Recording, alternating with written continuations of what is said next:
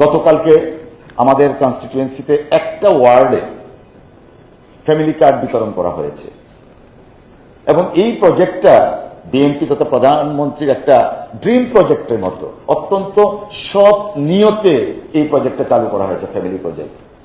আমি প্রকাশ্যে গতকালকে বলেছি অনুষ্ঠানে, বিশ্বাস করবেন না, যারা সত্যিকার প্রাপ্য ছিলেন এই ফ্যামিলি কার্ডে তাদের অনেকেই পাননি। কেন পাননি? যে সমস্ত আমলাদেরকে দিয়ে করানো হয়েছে কাজটা, তারা সেই সমস্ত বাড়িতে গেছেন যে বাড়িতে গিয়ে এক পেয়ালা চা খেতে পারবেন, একটা চেয়ারে বসতে পারবেন, কিন্তু খড় বা ছনের ঝুপড়িওয়ালা ঘরে তারা যাননি। তারা একটা স্কুল ঘরে বসে তালিকাটা করে জমা দিয়ে দিয়েছেন। জনপ্রতিনিধি হিসাবে আমাদেরকে কনসাল্ট করা হয়নি।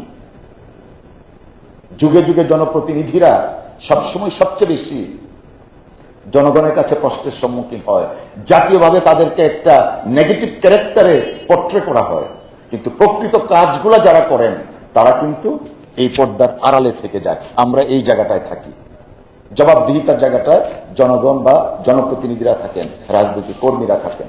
আমি অত্যন্ত লজ্জিত হয়েছিলাম গতকালকে যখন এই কার্ডগুলা বিতরণ করা হয়।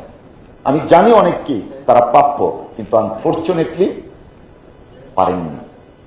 আমি তখন স্থানীয় প্রশাসনের অনেক লোকজনকে দেখিয়ে দিয়েছি যে দেখেন তো এই ভদ্র মহিলা কি পাওয়ার উপযুক্ত ছিলেন।